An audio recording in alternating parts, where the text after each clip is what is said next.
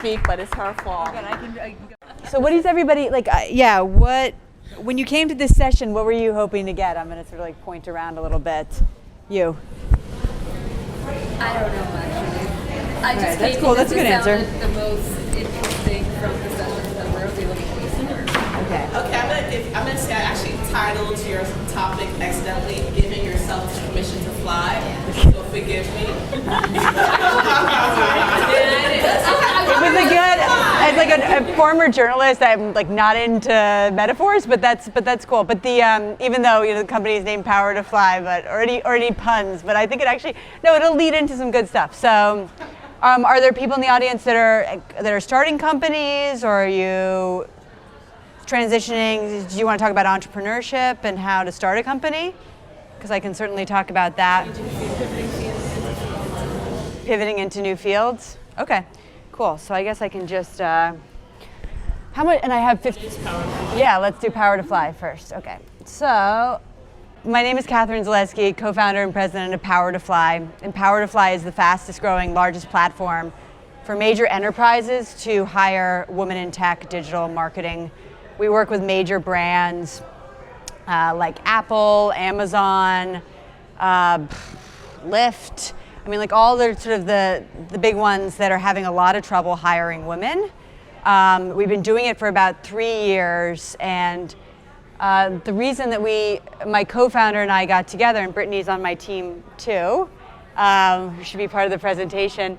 My co-founder and I got together about 3.5 years ago because she had been the CTO of an organization called Avaz.org, which is a very large platform that basically has about 35 million members, and they do a lot of like global petitioning. So people sign up if they're upset about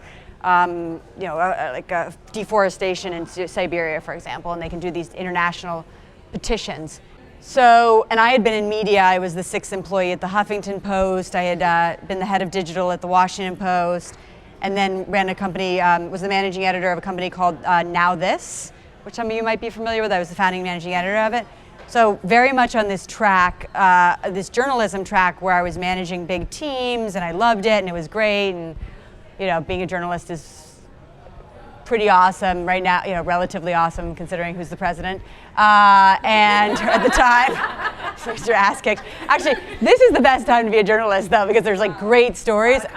And I will say, like, when Obama was elected, because I've been doing Huffington Post, so like, I'll fully admit, like, I was working for 5 years to like dig up every story on George W. Bush. I mean, that was the Huffington Post. It definitely had a more of a liberal bend to it. Obama got in the office, and I was like, well, what am I going to do? So it was like, so then I went to the Washington Post, and we worked on like really big investigative pieces, and I wasn't allowed to have an opinion about anything, and that's true. And actually, people at the Washington Post are like very, very good about trying to be two-sided. The problem is, as we saw in the last election, being two-sided when one person is like a ginormous. How did I get into a political conversation? Anyway, the point is, yeah, I have it plugged in here. So the point is that I had been in journalism, and that's, it's like a 12-hour-a-day kind of job. And when I got pregnant with my daughter, I was like, oh, this is gonna be great. I'm gonna return in like 5 minutes, and I'm gonna study Mandarin on maternity leave, and like all this shit. So you got a lot of hormones going on in your head. And I get back, I'm like on maternity leave, and I'm like scratching at the walls to actually do some work because I'm so bored. Because I'm just basically turned into like a feeding machine, but like I physically can't get out of the damn house. Like I have this like being attached to me everywhere I go, and so I'm like thinking, I'm like, wow, for the last for my entire life I was told I could be anything I wanted if I go to a great college, if I do this, if I do that, like I can be the leader of the world. Like that's what my parents told me. I'm sure a lot of your parents told you the same thing. But then like the problem is that I had a baby, and I realized that workplaces are totally not set up for women. Yet women have done everything to change, but workplaces haven't done anything to change. So my co-founder, here, now I'm telling you the history of Power to Fly, and then I'll get into Power to Fly. Okay, so this is her at 6 weeks. No, this is her at like 3 days. She definitely doesn't look like that anymore. I wish I had another photo. And so my co-founder, who has got 3 kids, was like, oh, I want to start this company because I've been a developer and I had 3 kids. She's actually pregnant with her 4th now, which is like crazy town, but she really wanted it. And she's like, this one can take care of the children. I know this is all being recorded, so. So anyway, she was like, well, what if we started this platform where women can come and they can be hired remotely around the world by tech companies, and that'll actually help solve the problem. And so I had a 6-week-old at home, and I was like, hadn't talked to another human for like weeks. And I was like, well, this actually is universal. This could be applied to so many women across the board. It doesn't just have to be in tech. So we started out with remote. We had a terrible name we started called Fly By Unicorn, which when I actually did research had like all these weird sexual implications. So I was like, okay, not gonna work. Incidentally, great thing when you're testing out a co-founder, if you guys can't agree on the name, it's not gonna work out. And the other big test for finding a co-founder for any of you is the logo. You have to agree on a logo. Like you have to figure out if you can agree on a logo. So anyway, we ended up changing the name to Power to Fly because her daughter wrote a letter that said like, Dear Santa, I want 2 Papa Smurfs, 3 Smurfettes, whatever, blonder hair, and I want the powers to fly. So we were like, okay, that's the name. So we figured that one out. And anyway, this is about a year old. I showed this at our retreat last year, but fast forward, we launched in August of 2014 after we raised $1 million seed round, and we started to grow very, very rapidly in March of 2015, and this is a year old, so we're way up here now. We raised $6.5 million in Series A, which I'm happy to talk about, and then we've raised a little bit more money in bank funding since then. These are some of our funders. So the CEO of BuzzFeed is one of our angels. We have this woman who's a Palestinian woman, actually lives in Palestine, who's funded us. We really wanted to get a good amount of women in the mix. So it's a good mix. Some people that I worked with at Huffington Post, so Ken Lair is the chairman of Huffington Post, now the chairman of BuzzFeed. So it was like it was a good mix of people from the past who said like, okay, well you guys have worked hard in the past. We're gonna make a bet on you. And so fast forward, this is sort of the landscape. We're actually now 75% in the US because a lot of our clients really wanted us to focus on US. The other big changes are, sorry, I'm all over the place here. This is more of a salesy deck. But what we do is we go into companies and we say, you have a huge diversity challenge. Like less than 20% of the women on your tech teams, people on your tech teams are women. It's actually more like 12%, but you gotta whatever. It's a mix, and the other big problem is like women are just so overwhelmed by these companies already reaching out to them, and they don't actually do it in a way that's trusted or makes sense. Or so like a good example is if you think of getting a job at eBay. Like most people are like, oh yeah, wouldn't it be really cool to work at eBay? Then as a woman, if you're approached and they say, well, we want you to be a front-end developer at eBay, and then you want to ask like, well, okay, well, am I ever going to see my family if I have a family? If I want to have a family, is that ever going to happen? Am I ever going to get out of the office? Like, is the, what's the dynamic in this place? And we find that when we did a lot of testing that women were never asking these questions, so they were just saying they wouldn't even accept the job. So we have a talent team I'll show you the site in a second, but, see if I can get online here. But let me put my thingy on so I can get online. But our talent management team effectively works as like sports agents for women and negotiates on their behalf and also gets them through the process. And this is with, we have 110,000 women on the platform, so there's a lot of like back-end sort of algorithmic matches that are happening. But for the women that are being sort of like picked by these big enterprises, we'll really coach them through the process. These are just some like revenue numbers, but these are some of the brands that are using us right now. This was a deck I had to show for like a potential corp dev situation. So some of the demographics now that are on the site. Let's see, so how does it work? So we have a hiring platform that also, I'm on this site here, that's also works as like, people can go on there and start hiring. They have to buy, so we have companies buy subscriptions now, because before we used to charge per placement, we found that would actually diminish the amount of women hired.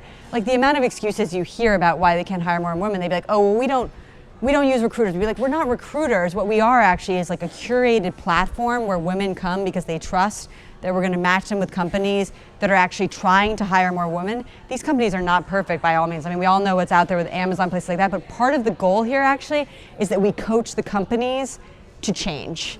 Like, that is our ultimate mission, that if we have more women that are matched and that are placed in these companies, and those women will advocate for change within those companies. The other way we can create change is like when you have a really great back-end developer who's a woman who they're desperate to have, and they're saying like, okay, we really, really want to hire her, and she's saying, yeah, but I'm not going to work like a 22-year-old man who you've like created this college fantasy situation where it's on campus and I have to like skateboard to like 8 meals a day and like eat cereal all the time. And they're like, oh, maybe we'll change. So these are the kinds of ways that we're doing change.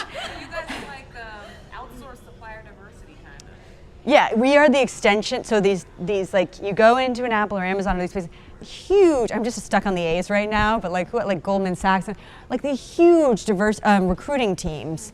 But these recruiting teams are filled with people who are being incentivized on the placement, and they got to fill the job yesterday. So they're like, I can't deal with diversity. I got to deal with placements.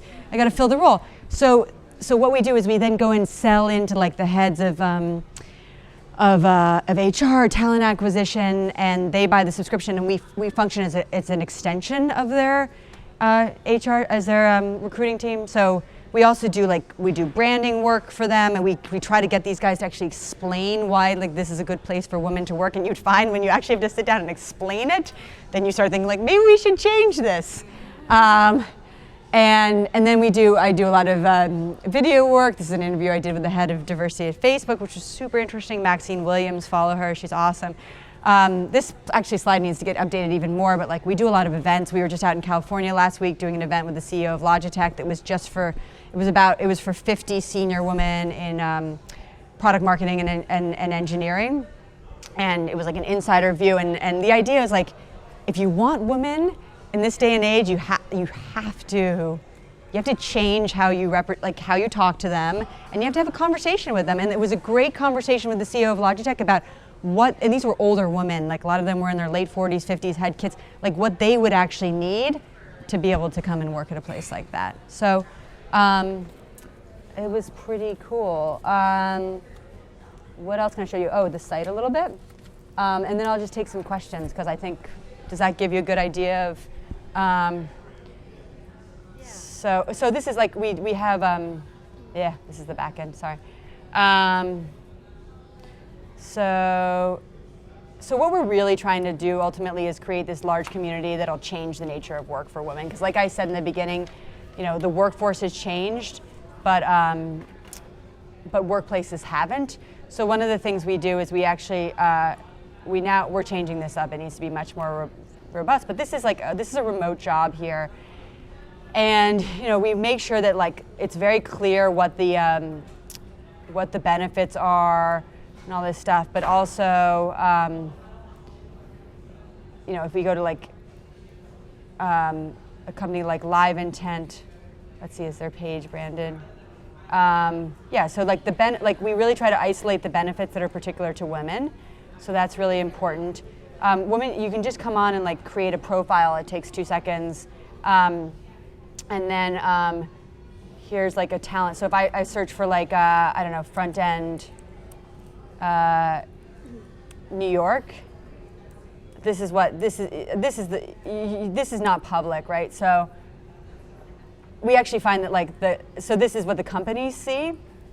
So, they're going to get this, actually, you know what? I just remembered that we're videotaping this, so I'm going to move off that. But but actually, one of the things that we're really trying to be clear about is we want to be more like LinkedIn. People go on LinkedIn, and most of the time they're not looking for jobs. They want to be there because one day something, they might need a job or something might trigger, or they might be looking for someone else.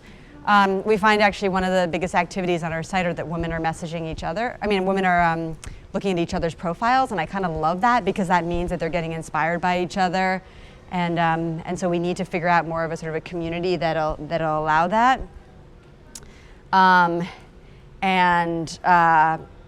Yeah, I mean, what else? Like, the site is pretty robust, but I don't want to go into the whole thing. We try to do like a lot of work around blogging we try to do a lot of like webinars, starting to get into coaching. What else? We do a lot of events. This is my co-founder here. Then we try to like actually like understand why a company like actually could start changing. So this is an article on a company that created a change log around gender diversity. These are just remote jobs here. So, you know, we're really trying to like reward companies that are trying to change. So, you know, it's a mix. But one of the things that I'm working on June 28th, we're going to have an event at Casper, and it's going to focus on women who have actually changed their workplaces. So I have a friend who changed the parental leave policy at the New York Times, and she's going to talk about how she got together like a women's group to actually change that. Another woman who got pay leveled at her law firm. Another woman who ungendered her bathrooms. So really trying to, and I want to take these stories and get other women across the country to start telling them, because studies are starting to show that it's not all top down. Like, we're seeing a huge amount of money being spent right now on top down initiatives, but really there's a lot of work that can be done from the bottom up. And a lot of the times, like, we are on these big client calls and we hear these people that are supposed to be heads of diversity or heads of acquisition, they're saying, well, what do women actually want? And they can't, and so that's like the one, and so we're trying to create these feedback loops between women across the country and companies say, this is what we actually need if you want to hire us. So, questions? Yes? Do you ever bring them together to have that type of discussion, or is it really... Well, this is what I want to start doing. So we're calling them like Power to Fly, changing work groups, basically. I don't have a good title for it yet. But yes, sign up for Power to Fly if you want to get the invite for June 28th, because we're putting that together and we're going to kick it off. And then what I'm going to do is, like, at the panel, we'll talk about how women have created change, and then we'll have a sign-up form that if you want to host your own group, and we're creating materials and everything on how to change, how to bring forward change. And maybe it'll be like a 5-year process or something, but at least next time you realize that, like, Joe Schmo, who's 2 years younger than you, is getting paid more than you can actually figure out how to address it. Because based on my friend's story where they did like they put paper into a hat, they wrote down how much they got paid, their race and their gender, and it was worse than you thought. And then they took it to management, and it was clear that like all the white boys were making more, who were like 3 or 4 years younger than like the women and especially the women of color. So it was like, and the management was like, oh my God, this is true. Like, that's part of the problem. It's like, they were like, you needed someone to like be like, this is true, because they were doing it on a one-on-one basis. Right. And so no one shares that information. Right, so, but like, that's so obvious, just like, because nobody would be like, oh, I make 100, you make 110, like, they didn't want to share it with each other. So one day a woman was just like, all right, we're going to privately just write it down, put it in the box, and I'll collate the information, and we're going to bring it to management. Wow. And so, like simple things like that just make a world of difference. Bottom up. Yeah. So, okay, more questions? Yeah. So it seems like most of the roles when you talk about women in tech, really mean women in technical roles, right? Not women in technology. Yeah, it's like we do like a lot of product and marketing. I mean, it's like anything you essentially do on a computer. So, but yeah, so we need to broaden it a little bit more. But it's women. Yeah, I don't know, stuck on that one. We do like a lot broader stuff. So this is just like one of our newsletters, and you can see that the type's a little small here. But like you have everything from like, I mean, there's pretty heavy on the tech actually. But there are definitely marketing roles there. I mean, let's see what we have at Lyft right now. Found a bug. It'd be cool if you guys kind of had a function like Glassdoor, where women who have, you could like look up women who have worked in those. Yeah. Or you can rate. Rate them, like they treat us fairly or they really suck. You just saw Lyft and God. Yeah. I was thinking of Glassdoor because Glassdoor. Yeah, no, I know, but instead of I was gonna say that Glassdoor for women. Yeah. No, we want to definitely do more of that. So, there's definitely a market for that, and there's some places that are starting to work on that, but that's really interesting. Also, even there's anyway, we're starting to do some more stuff on that. I think transparency is key, but being able to share these stories more about what happened, because a lot of times you just hear the negative story, but you don't hear the story of change or how someone actually got something to change. So it's big. Anything else? A woman who's I'm transitioning my role from sales and marketing to software testing. Yeah. I just create a profile, put my profile out there, and then start picking me, or how does that work? Yeah, you can immediately start searching jobs, but when you fill in your profile, we have an algorithm that then shows you matches automatically too. So yeah.